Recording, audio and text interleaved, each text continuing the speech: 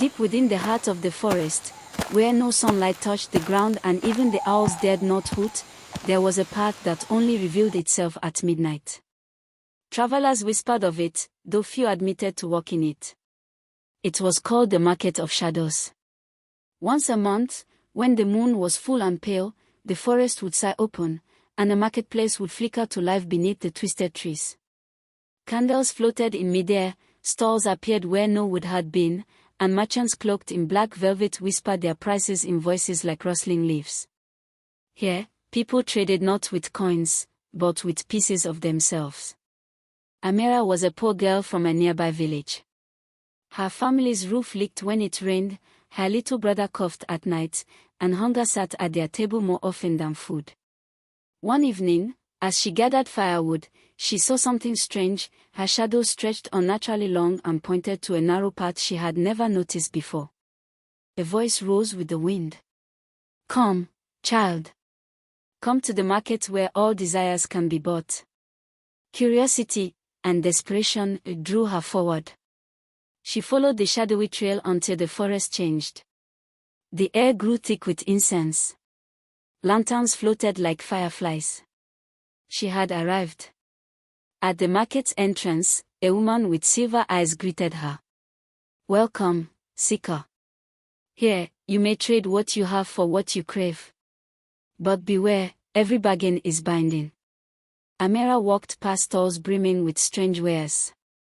A merchant selling jars of bottled laughter. Another offering voices of nightingales. A hooded man displaying mirrors that showed not faces, but futures. And everywhere, trades were being made. A man handed over his ability to dream in exchange for gold. A woman sold her tears and left with jewels. But at the grandest stall of all, Amira saw shadows hanging like dark fabrics on a line. "Shadows," she whispered. "Yes," said the merchant, a tall figure with no face. "Your shadow is worth more than you know. Trade it, and you shall never know poverty again." He held up a chest that glittered with coins, gems, silks finer than any queen's. Amira thought of her family, the cold nights, her brother's cough, her mother's tired hands. The temptation clawed at her heart. "What do I give?" she asked.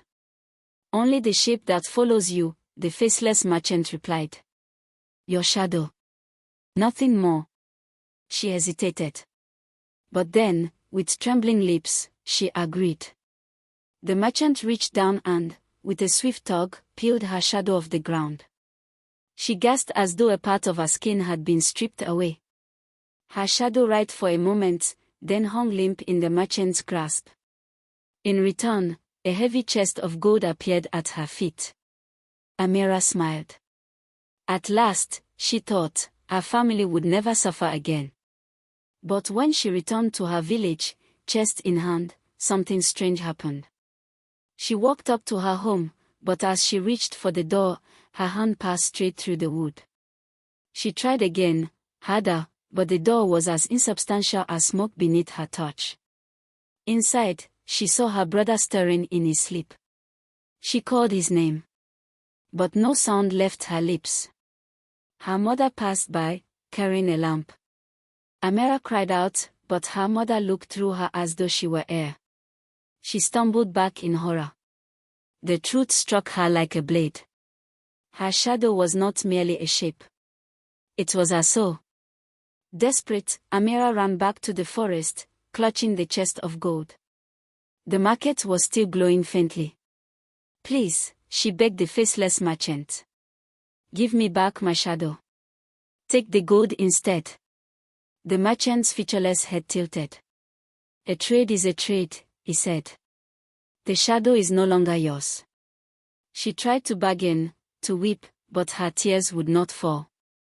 She had no shadow to carry sorrow, no soul to hold her grief.